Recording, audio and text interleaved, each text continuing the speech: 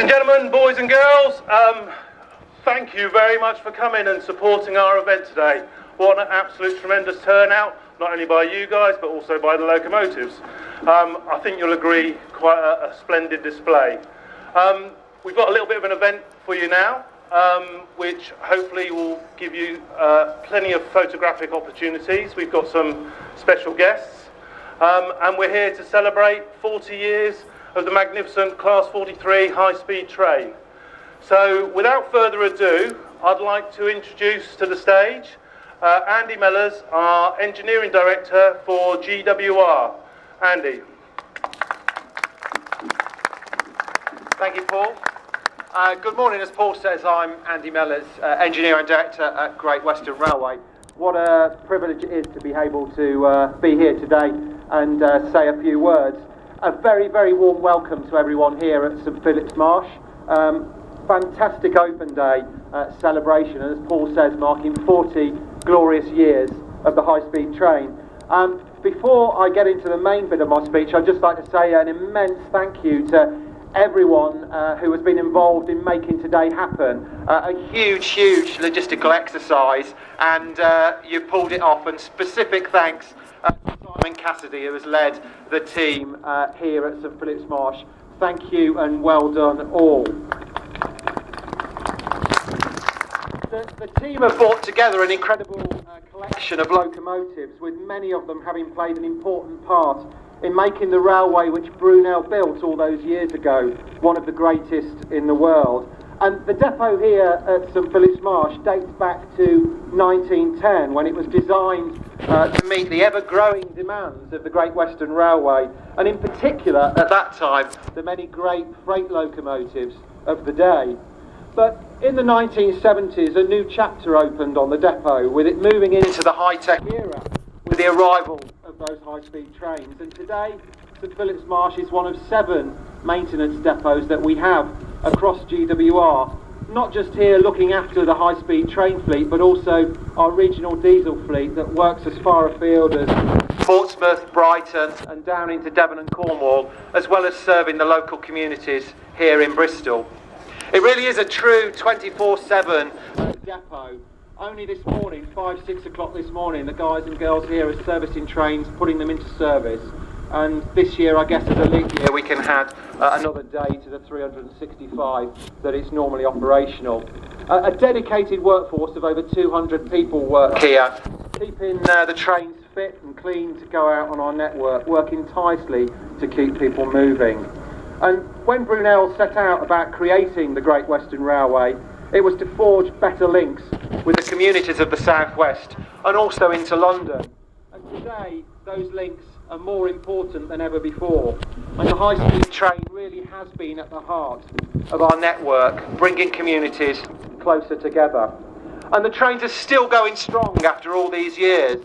The last year we've just had on Great Western, the best ever year for performance of the trains, which is a true testament to the skill and expertise of those who have been involved in their original design and the maintenance and overhaul of them over the years.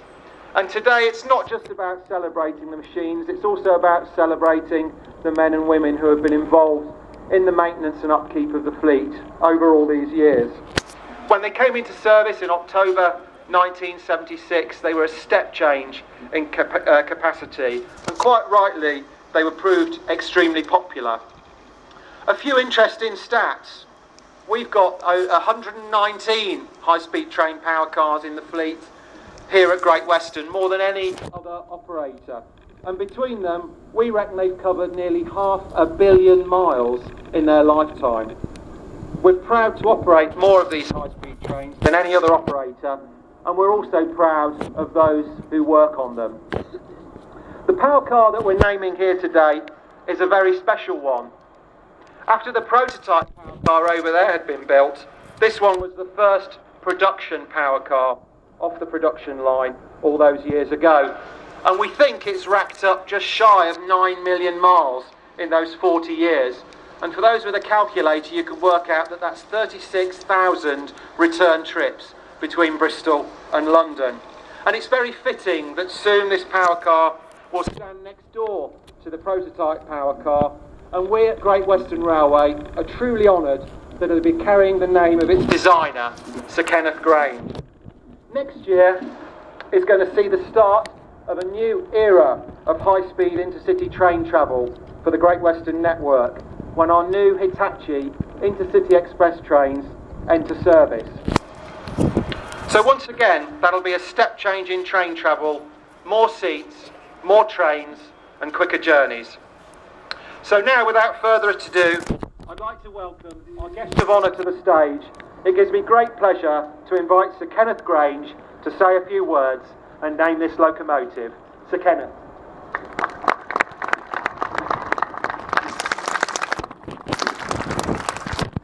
Well, thank you, Andy. And I don't do this very often, but when I have done, the worst thing that can happen is that people don't hear you. So, is anybody over there not hearing us? I think that's a thumbs up, so I'll carry on. Well, Andy, you're very kind to let me come here today and to treat me in this way. It doesn't happen very often in a lifetime, and I'm thrilled to bits. And GWR is a remarkable remarkable company, but also remarkable in being such a big factor in the ongoing success of this one vehicle. And it was quite properly called God's Wonderful Railway, and I think it deserves that. So I got one or two things to say, and particularly to repeat how grateful I am to GWR, and through you, Andy, I'd like to make sure all your colleagues know that. And I've got another couple of thank yous to add, if I may. The other one is to that bunch of railway enthusiasts, more than enthusiasts, nutters really, who there's probably 20 or so of them who spent years and years of their own time, their own energies, and effectively therefore their own money, and with certainly help from allies around, but that bunch of guys found that thing, that one over there, in sort of a fairly decrepit state on its way to the knacker's yard. And they rescued it, and so from a historic point of view, it will, I think, last as long as its subsequent children, which are the HSTs, but it is a terrific achievement, and I think that group, which they call the 125 group, deserve a very particular thanks, and history, I'm sure, will show that. So that's the other thank you. Thank you. And the third thank you is to British Rail. I used to do little jobs for British Rail in the 1960s, and by a set of happy accidents, I got the chance to design a train. Up to that point, I'd only done the odd fountain pen and the odd kitchen mixer, so it was a big act of faith.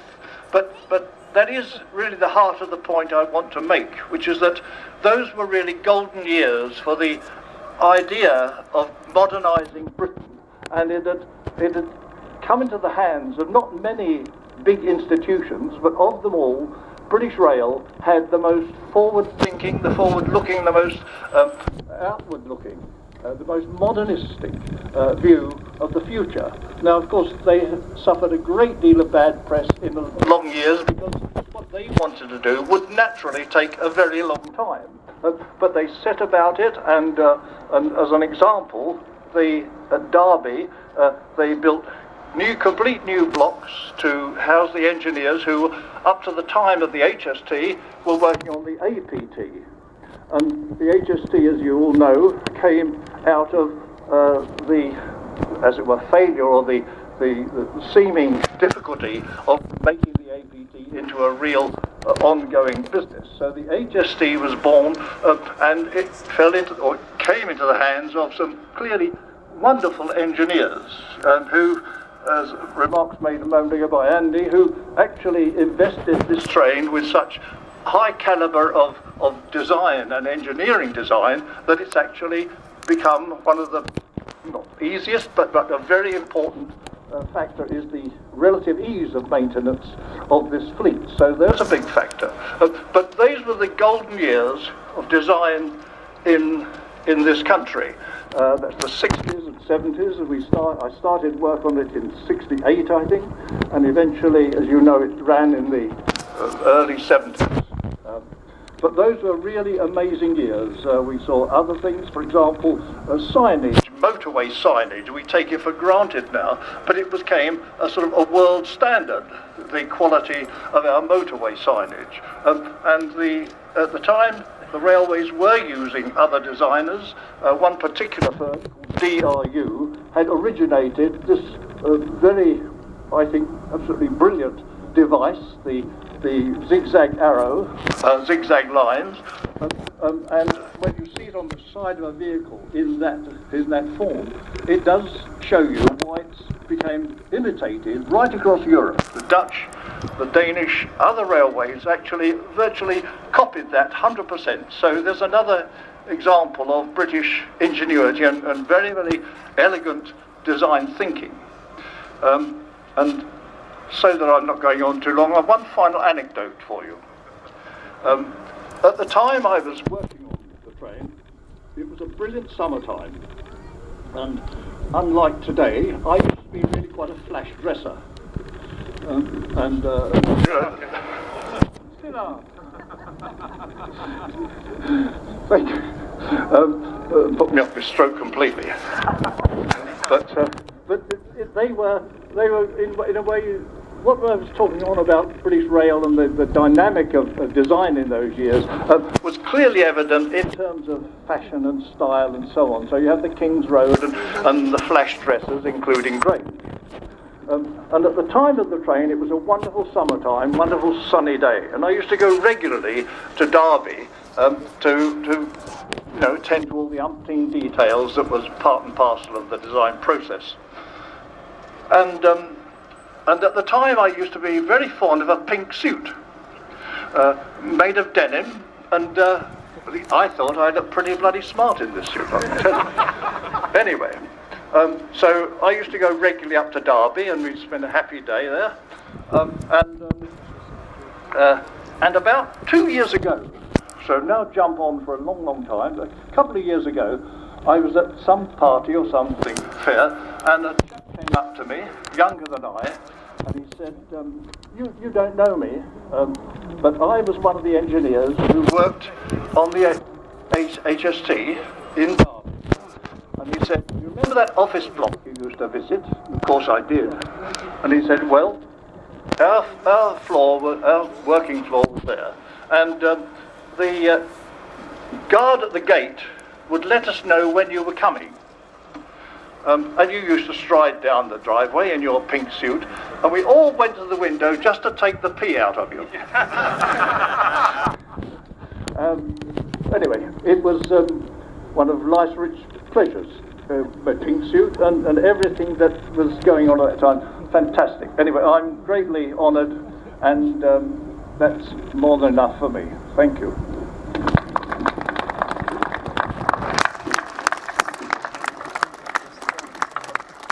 Okay, now what we want to do is a very special unveiling now. So I'm just going to ask Sir Kenneth if he can sound this horn.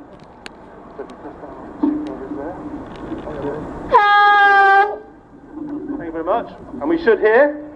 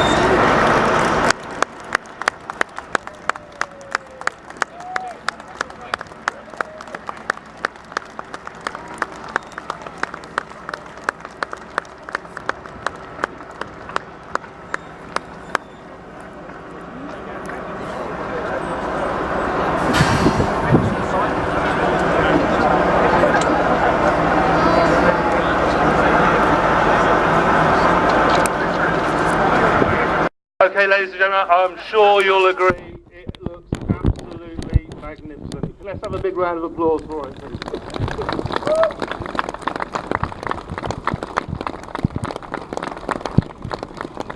Now, Sir Kenneth spoke very eloquently about the 125 group who have done such a fantastic job of preserving the prototype, and I'd now like to introduce Chairman of that group, Gary Heelis. Thank you very much, everyone. I'm not going to say very much, because we'll try and get things done before the dogs go against us. But I'd like to present the commemorative nameplate to Sir Kenneth, simply for 40 years of travelling pleasure around Great Britain. Sir Kenneth.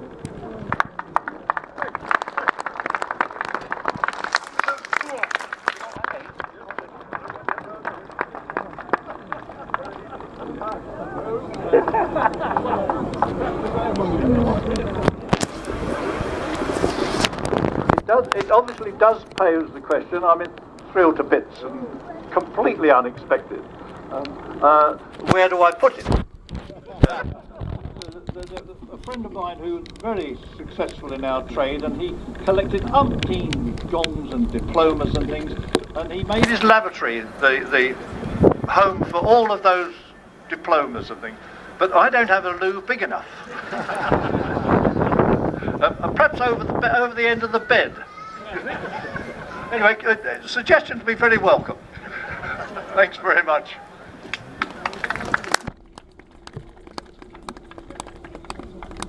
I'm sure your darling lady wife might have something to say about it at the end of the bed. We'd like to do another presentation as well on behalf of St Philip's Marsh and the organising committee of the Open Day. We'd like to make a presentation to Andy Mellors. This locomotive carries two plates. It carries the Sir Kenneth Grange plate, and it also carries a special 40-year commemorative plate, and we'd like to present that to Andy Mellors now. David.